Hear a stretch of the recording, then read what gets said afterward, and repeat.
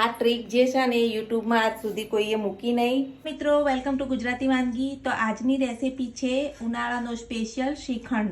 શ્રીખંડ બનાવવા માટે અહીં મેં 4 થી 5 લીટર જેટલું દૂધ લઈ લીધું છે અને હવે આ દૂધમાં આપણે દહીં એડ કરવાનું છે. દૂધને મેં પહેલાં ગરમ કરીને ઠંડુ કરી લીધું છે. આપણે દૂધમાં છાશ એડ કરી લીધી છે. હવે 5 થી 6 કલાક માટે રહેવા દેવાનું છે અને દહીં બની ગયા પછી આપણે તેનો શ્રીખંડ બનાવીશું.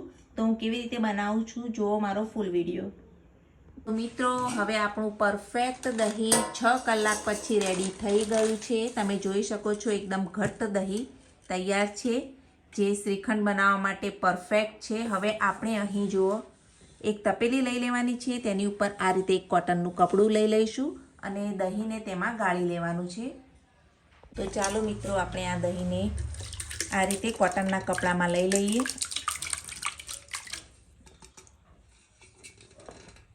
નેક્સ્ટ પ્રોસેસમાં આપણે હવે આ દહીંને આ રીતે જુઓ પોટલું વાળી દેવાનું.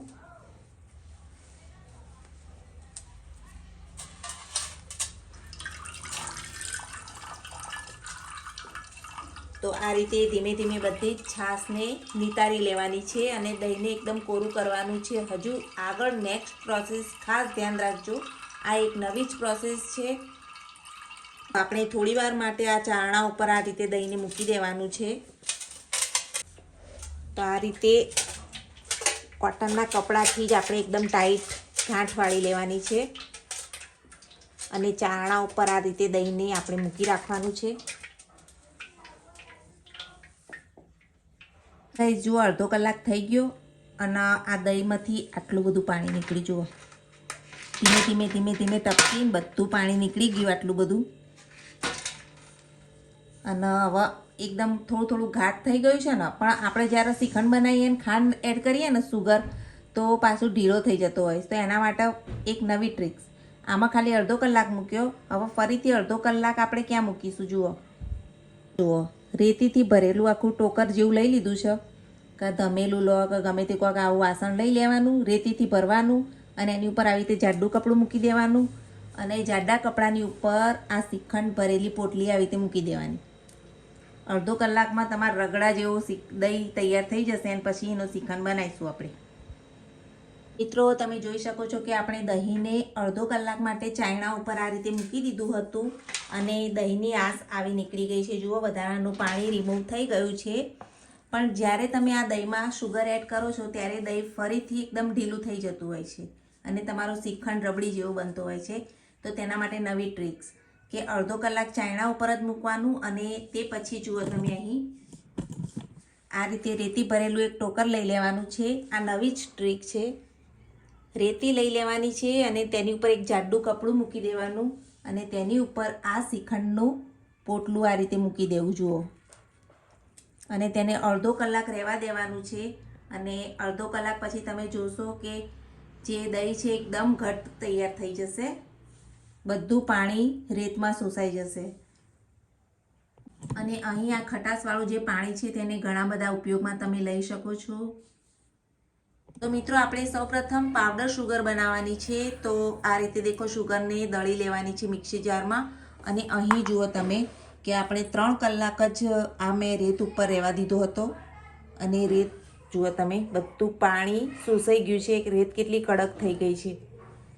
તો આપણું જે શ્રીખંડના દહીંનું જે પાણી હતું એ બધું રેતે ચૂસી લીધું છે અને મસ્ત મજાનું એકદમ ઘટ્ટ તૈયાર થઈ ગયું છે દહીં. તો આ દહીંને આપણે પહેલાં લઈ લઈશું. તે આપણે જાડું કપડું મૂક્યું હતું એટલે રેત બેત કંઈ ચોંટશે નહીં. અને આ રીતે થાળીમાં આપણે જુઓ તમને દહીં બતાવું કે દહીં કેટલું ઘટ્ટ બન્યું છે.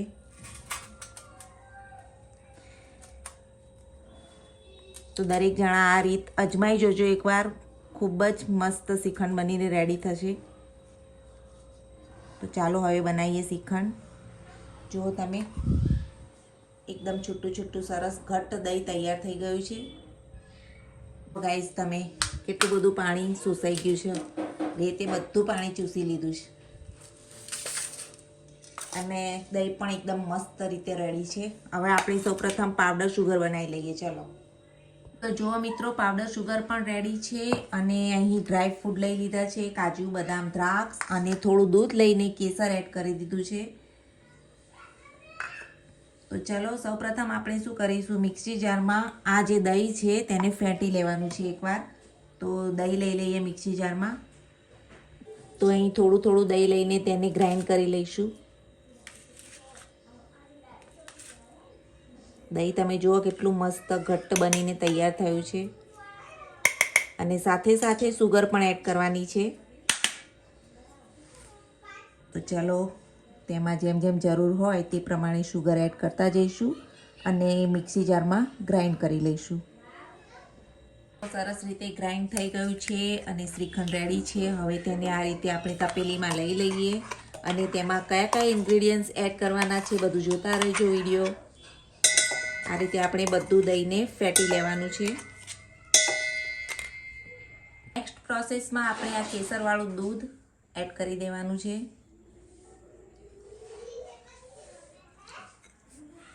અને કાજુ, બદામ, દ્રાક્ષ. હવે એકવાર સારી રીતે મિક્સ કરી દઈએ.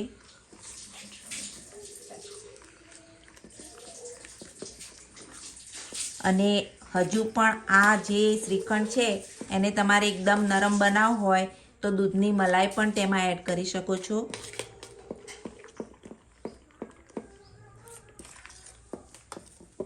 એમાં આપણે ફૂડ કલર એડ કરવાનું છે.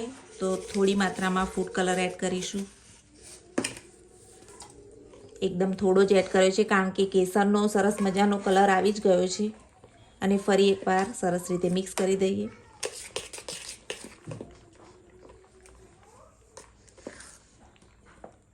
હવે આ શ્રીખંડને ફ્રીઝરમાં અડધો કલાક માટે જમવા માટે મૂકી દેવાનું છે.